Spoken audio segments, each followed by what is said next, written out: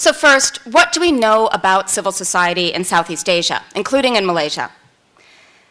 While attention to civil society has increased in the region since the 1980s, hang on one second. Much better. These organizations and networks are not new phenomena. By the 1920s, at least, substantial and vibrant associational life characterized much of the region, manifested most obviously in mass-based as well as more narrowly framed nationalist challenges to colonial rule, then post-colonial nation-building movements, in trade unions and in chambers of commerce and industry, in undergraduate associations on campuses, and in literary associations of various forms, for instance. Social capital, by which we mean the familiarity, bonds of reciprocity, and trust that facilitates collective action, accumulated through those initiatives, even if they were disarticulated, disconnected from formal politics, especially while those states were still under colonial rule.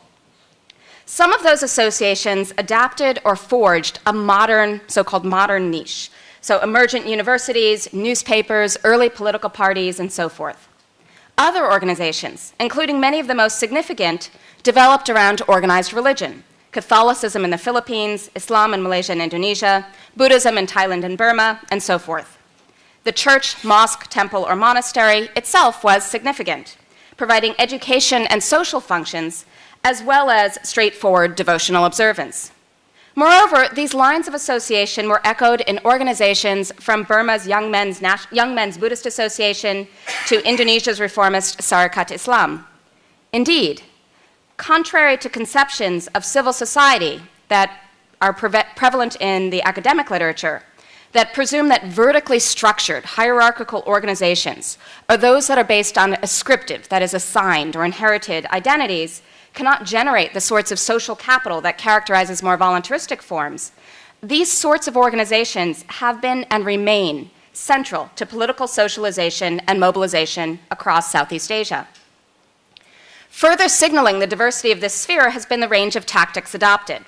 Nonviolent strategies predominated among groups seeking to shape or staff the early state, particularly where colonial authorities adopted a tutelary approach to transition, giving members of a rising professional class a reasonable expectation of political efficacy, most notably in Malaysia and Singapore. Regardless, other or some of the same associations came to adopt uncivil, violent tactics on at least an occasional basis as well. For instance, among the nationalist activists centered around Rangoon University in the pre-war period in Burma, within open as well as underground communist front organizations across the region from around the 1930s to 70s, or groups such as Thailand's Village Scout movement in the mid-1970s. Those threats and their suppression shaped the developing state itself by fostering particular configurations and mindsets vis-a-vis civil society among elites. As this range of organizational manifestations suggests, Southeast Asian civil society organizations have been implicated in all flavors of political change, and not just democratization. Indeed, even when incensed masses strike the fatal blow against authoritarianism, elites reconsolidate to determine the shape and extent of subsequent liberalization. Civil societal pressure still matters to democratic transition, consolidation, and persistence, but at most as a contributing factor, not a monolithic factor. Social mobilization may be the cause or the effect of, or may just be coincident with, liberalization. Moreover, we find viable civil societies in a range of regimes, nor is it necessarily the institutionally strongest democracies that provide the broadest space for public engagement or opposition of various forms. So how might we classify these civil societies in order to assess their political potential? Malaysian political scientist Mutaya Alagapa offers a taxonomy of regimes centered around the space and scope allowed for civil societal engagement. He divides the region's regimes into those with a legitimate civil society, as in present-day Indonesia or the Philippines, a controlled and communalized civil society, including Malaysia and Singapore, or a repressed civil society, until recently in Myanmar or in Vietnam. Civil society may reinforce formal political opposition, but it is not necessarily an accurate indicator of the latter's strength. Malaysia, for example, has more strongly institutionalized opposition parties than Singapore, but both are classified by Mutaya Alagapa as having controlled civil societies. This configuration of space helps to determine the forms and nature of citizens' engagement in public life, and hence whether and when the impetus for pro-democratic regime change is likely to come from civil society. Those states with a legitimate civil society tend to have reasonably vibrant associational life, supported by legal safeguards, including freedoms of association, speech, and the press, albeit often with some limitations. Space for political opposition may still be curtailed, or the chances of a constituency's gaining formal political power may be slim. The Philippines has arguably the region's most vibrant civil society and media, and yet political power has always been concentrated there within a narrow economic elite. Still, organizations of women, of the poor, and of other constituencies are better organized and coordinated there than elsewhere in Southeast Asia.